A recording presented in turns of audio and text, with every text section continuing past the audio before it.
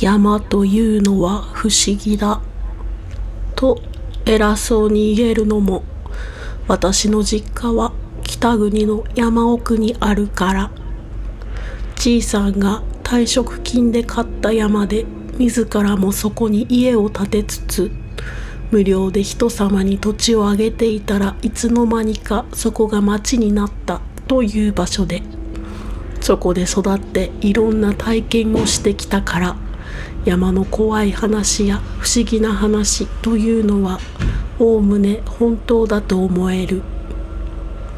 そもそも山に住んでいると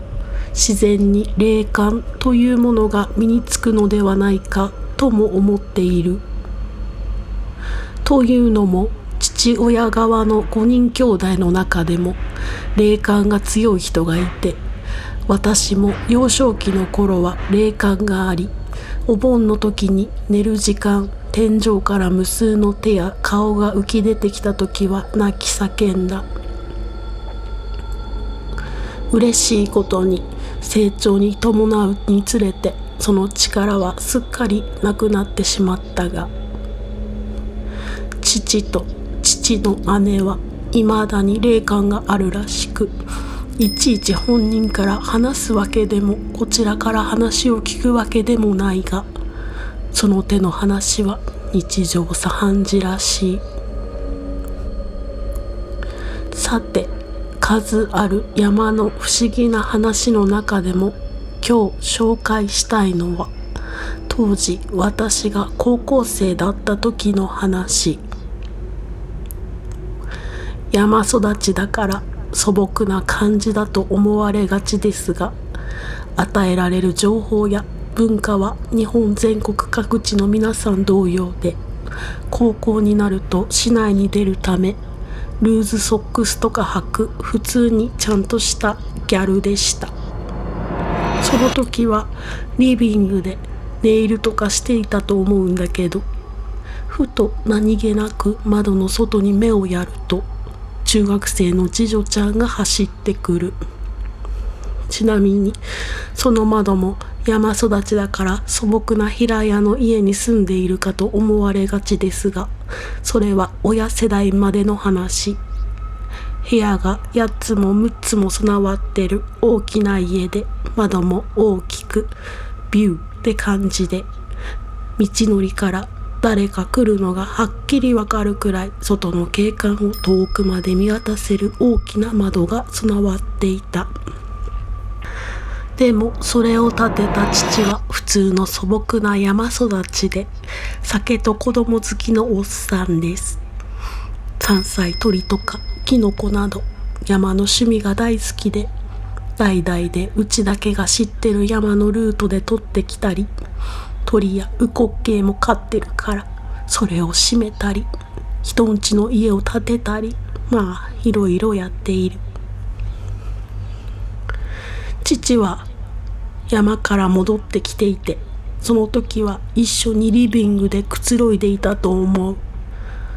ところで窓から見える走ってくる次女ちゃんなんだけど、ランニングとかしているような走り方ではなく、脇腹を押さえて必死に走って帰ってくる様子だった。窓を開けると、お姉ちゃん、お父さんと大人を呼んでいるようにも聞こえる。ネイルを中断し、次女ちゃんのところに急ぐと、公園で子供がいなくなっちゃった。知的障害のある子で喋れないから迷子になっても名前とか住所とか言えないんだって。小学3年生くらいの男の子だよ。一緒に家に戻って次女ちゃんの話を聞いた父が慌てふためいた顔をして、今すぐにでも車を出そうとする。その車に乗り込む私と次女ちゃん。そして父は誰かを探すという様子もなく、目的地があるかのようにまっすぐ車を走らせた。タイヤがゴトゴトいって体が揺れる。私有地の山の中に入っていく。車を止めるところがあって、そこから少し歩くと、そこには探していた特徴の子供の姿があった。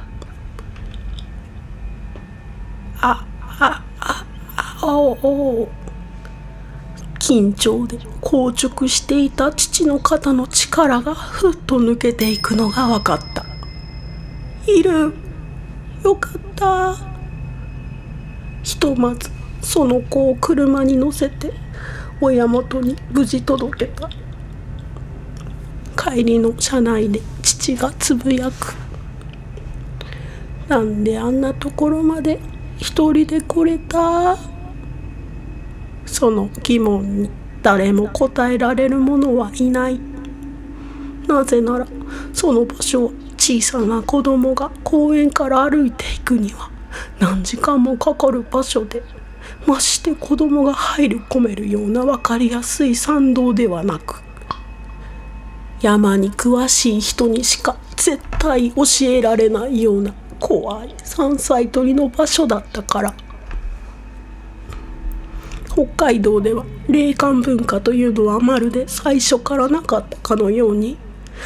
一斉に廃れている。なので何かあればこの人に聞けばわかるって噂になるような神や霊のお使いの人の話など一度も耳にしたことがなく、当時の話で言えば大体の有名なシャーマンは青森止まりだった。なので神隠しって聞くけど本当にあるわとしか言えないような現状に家族内で勝手に納得するしかなかった。しかし父はなぜ山に子供がいると分かっているのに連れて帰ってこなかったのだろうか。違うんだよ。なんだこの父親は。何が違うというのだ。変なところにいるから。どうしたんだって。お母さんは近くにいるのかって。何度も声かけてたんだよ。ずっと顔も上げずうずくまってあーとかうーしか言わないから。本物の子供だと思わなかったんだよ。悪いことしたな。父の日常の霊感レベルが分かったような気がした一幕だった。チャンネル登録、高評価しないと今晩あなたの背後に何者かが忍び寄る。それは呪いの